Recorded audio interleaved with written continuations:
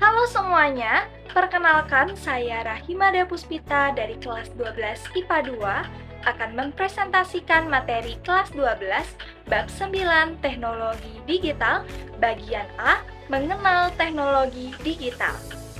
Eits, tapi tunggu dulu, jangan terburu-buru.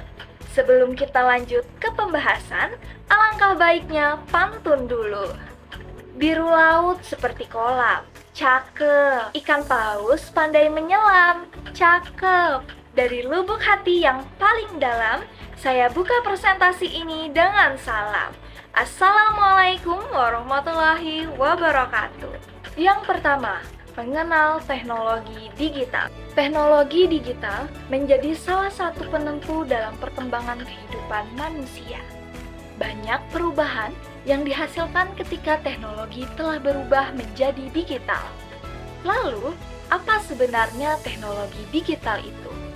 Teknologi digital keseluruhan sarana untuk menyediakan barang-barang yang diperlukan bagi kelangsungan dan kenyamanan hidup manusia.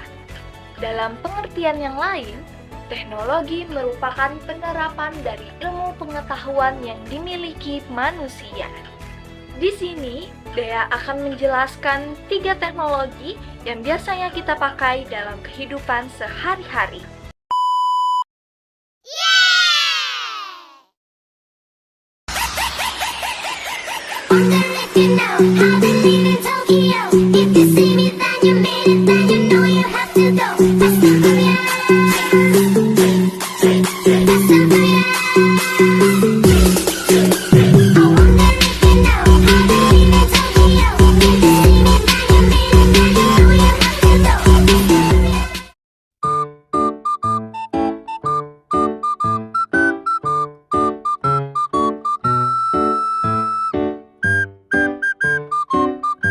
Yang pertama, kompor. Kompor mempermudah manusia dalam melakukan aktivitasnya, yaitu memasak. Yang kedua, pisau.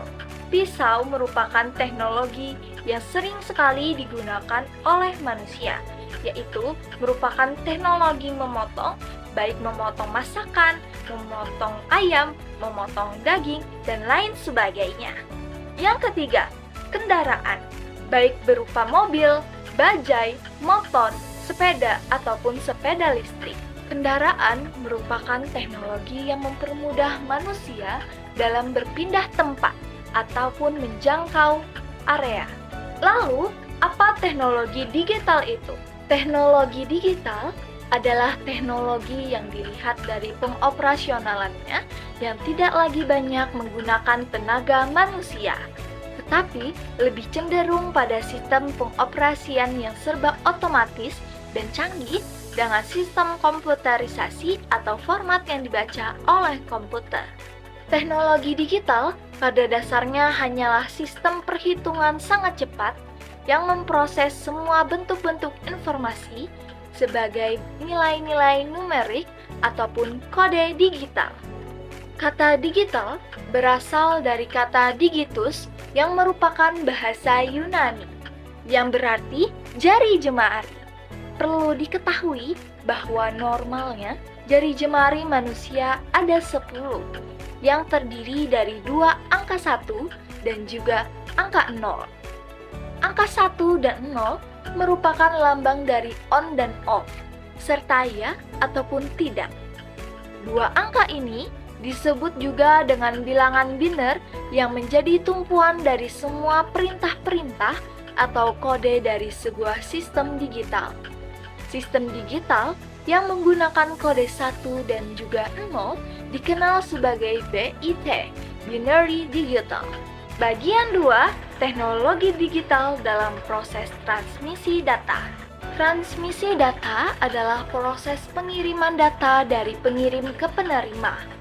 Contoh dari transmisi data yaitu ketika seseorang yang sedang mengajak bercakap-cakap orang lain, Contoh lainnya yaitu ketika seorang ibu memberi uang kepada anaknya yang akan berangkat ke sekolah.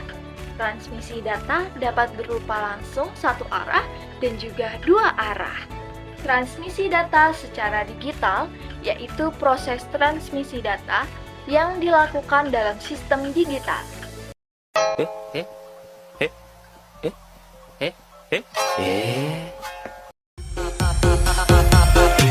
I think I'm going dumb.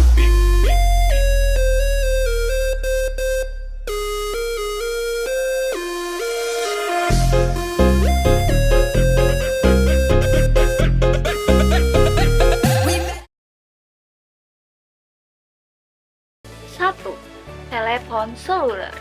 Telepon seluler atau biasa disebut ponsel ataupun handphone adalah sebuah alat yang dapat digunakan untuk melakukan komunikasi secara dua arah. Selain itu, ada juga terdapat siaran televisi digital. Televisi adalah sebuah alat yang mampu menerima data dalam bentuk gambar dan suara secara bersamaan. Bagian 3, teknologi digital dalam proses penyimpanan data. Penyimpanan data dalam dunia digital adalah sebuah benda elektronik yang mampu menyimpan data-data elektronik dengan tujuan agar dapat dibuka kembali dan atau digunakan kembali. Data-data yang disimpan dalam berupa gambar, gambar diam, gambar gerak, suara, tulisan, dan juga sebagainya. Salah satu jenis alat penyimpan data yang cukup populer dalam dunia komputasi ataupun komputer yaitu hard disk ataupun cakram keras. Hard disk atau cakram keras atau hard disk drive atau yang disingkat sebagai HDD atau yang disingkat pula sebagai HD, hard drive adalah sebuah benda yang mampu menyimpan data digital. Data yang tersimpan dalam HDD dapat diolah kembali oleh pengguna komputer. Pengolahan data dapat berupa penggandaan, penghapusan, penambahan, pengeditan, dan sebagainya. Sebuah hard disk berbentuk piring magnetis. Reynold Johnson merupakan orang yang pertama kali membuat cangkram keras. Komponen-komponen pokok yang menyusun sebuah hard disk dijelaskan sebagai berikut. 1. Spindle. Hard disk terdiri atas spindle yang menjadi pusat putaran dari keping-keping cakram magnetik yang menyimpan banyak data. Yang kedua, cakram magnetik atau magnetic disk. Pada cakram magnetik inilah yang dilakukan penyimpanan data pada hard disk. Cakram magnetik berbentuk pelat tipis dengan bentuk seperti CDR. Dalam hard disk terdapat beberapa cakram magnetik. 3. Write head. Write head adalah pengambil data dari cangkram magnetik. Head ini melayang dengan jarak yang tipis dengan cangkram magnetik. 4. Enclosure. Enclosure adalah lapisan luar pembutus hard disk. Enclosure berfungsi melindungi semua bagian dalam hard disk agar tidak terkena debu, kelembapan, dan hal lain yang dapat mengakibatkan kerusakan data. Yang kelima, interfacing modules. Interfacing modules berupa seperangkat rangkaian elektronik yang mengendalikan kerja bagian dalam hard disk, memproses data dari hard disk, dan menghasilkan data yang siap dibaca oleh proses selanjutnya. Dan yang terakhir, track and sector. Track adalah bagian dari sepanjang keliling lingkaran dari luar sampai dalam.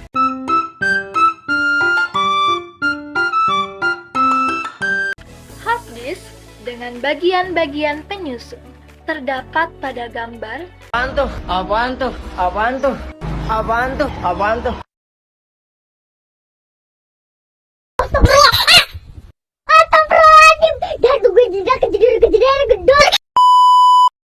Berupa spindle, cakram magnetik, enclosure, write, or writer head. Selanjutnya, bagaimana cara kerja hard disk? Kan kamu nanya, bukan saya yang bertanya. Kecuali saya yang bertanya, baru kamu nanya.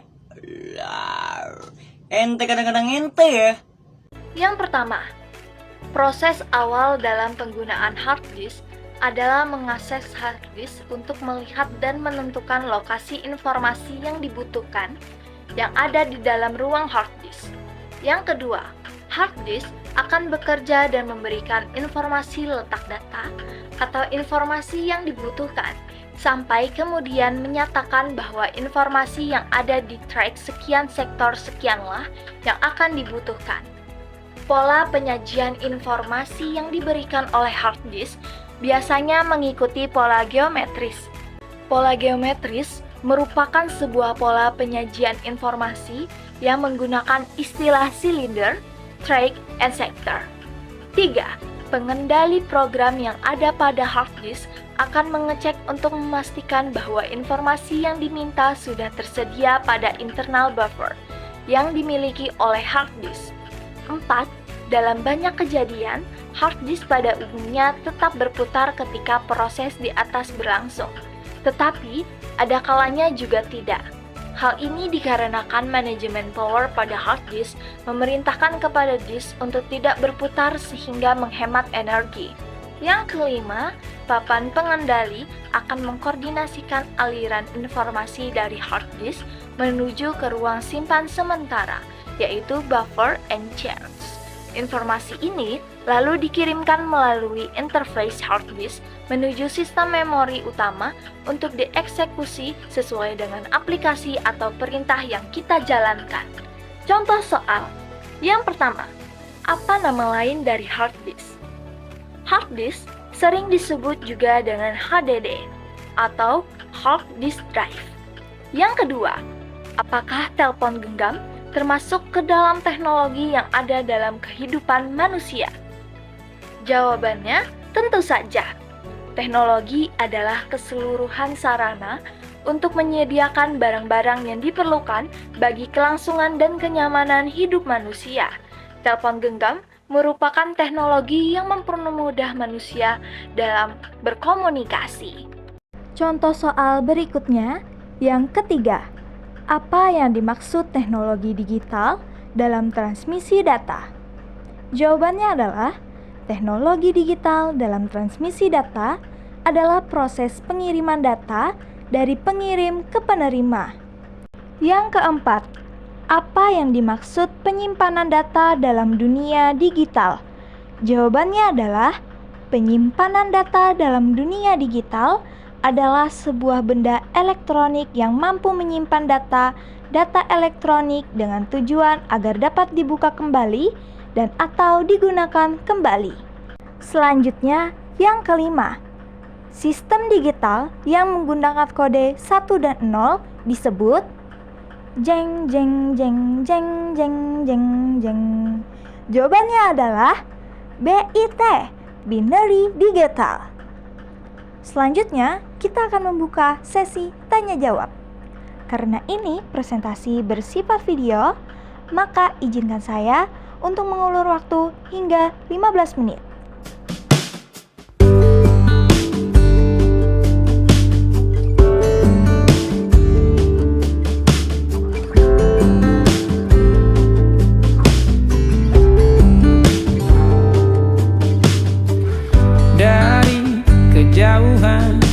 Tergambar cerita tentang kita, terpisah jarak dan waktu.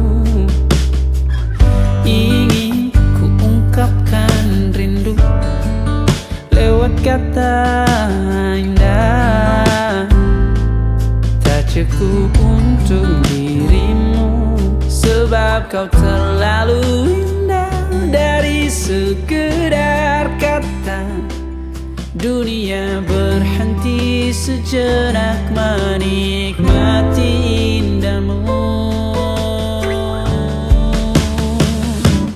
Dan apabila tak bersamamu, ku pastikan ku jalani dunia